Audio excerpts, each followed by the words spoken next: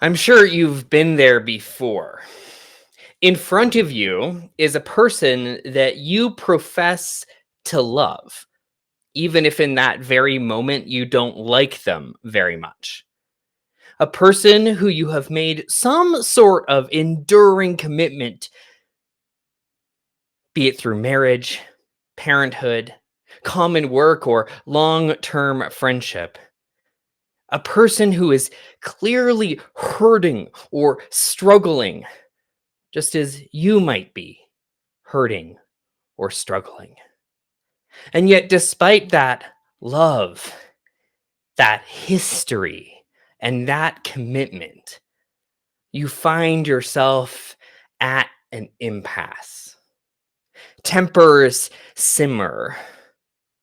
It's like you're negotiating through an obstacle course where even the slightest shift in tone, however intentional or accidental, can turn a simple phrase of explanation into a searing missile of judgment.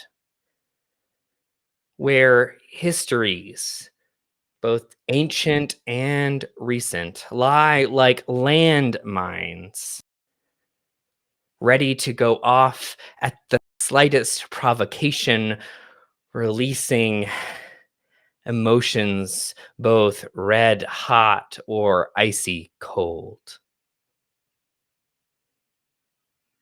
And just like you, on the other side of this growing maelstrom is a person facing you, facing a person that they profess to love, even if they don't like you very much in that moment, a person that they have made an enduring commitment to.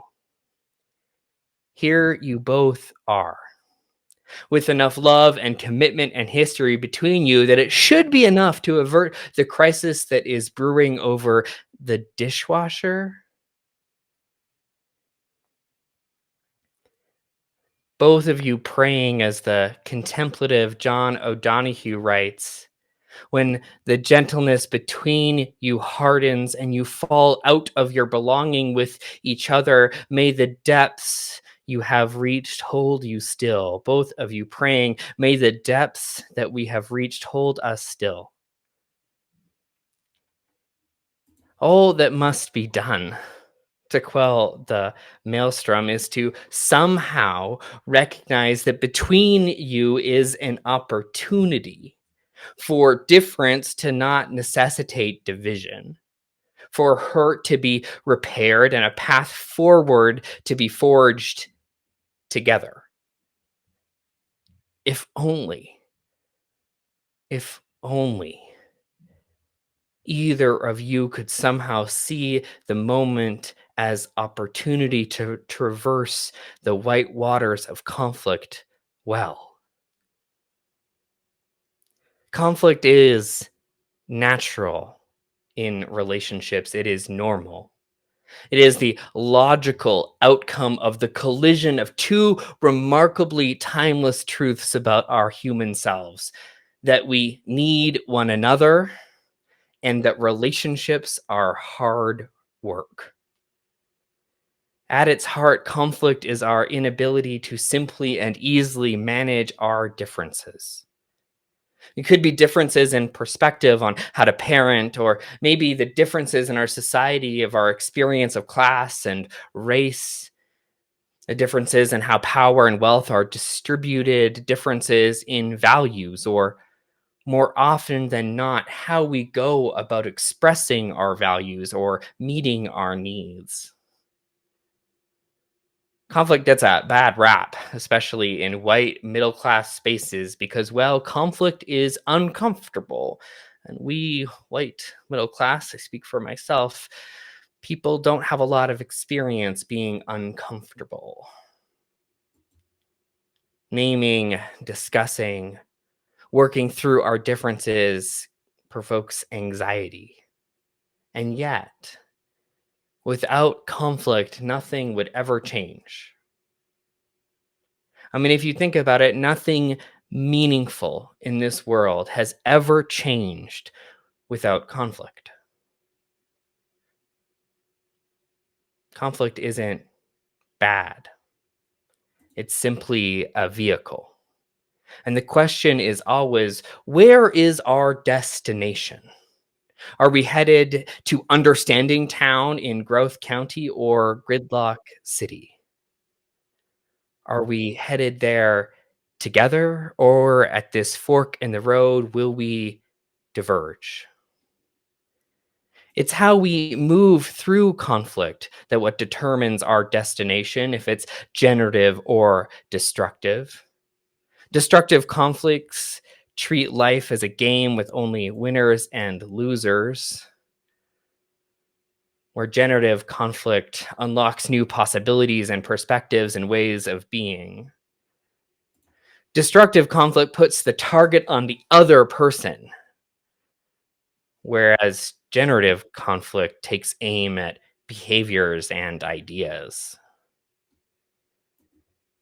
Destructive conflict refuses to see another's perspective, seeking domination rather than collaboration, whereas generative conflict clarifies our commitments to one another, reorganizing priorities and compromising, desiring a way out where no more hurt is doled out. We need one another, but relationships are challenging.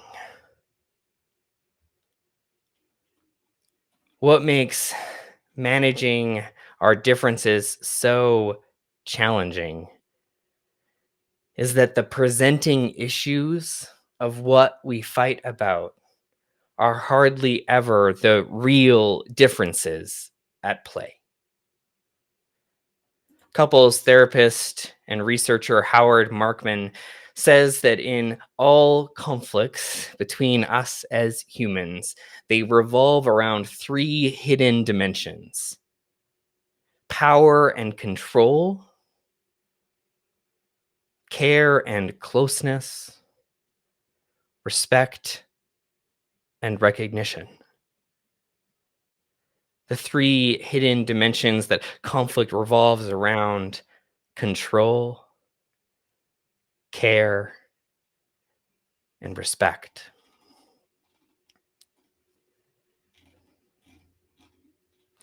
Now, these are not easy dimensions to solve for. Often to solve, often they are in fact not solvable, but perpetual. How we manage feeling connected to other people, how we manage feeling in control of the uncontrollability of life, how we figure out how to respect one another when we give respect in different ways. All of these are not easily solvable. It's why we are always in conflict. But what they do give, these hidden dimensions, is a map to the subterranean underground of conflict so that we may dive below the cupboards and the liquid or bar dish soap to see what actually is at play here. Do I feel you care about me? Do you feel I have a place in this world? Do I have your heart?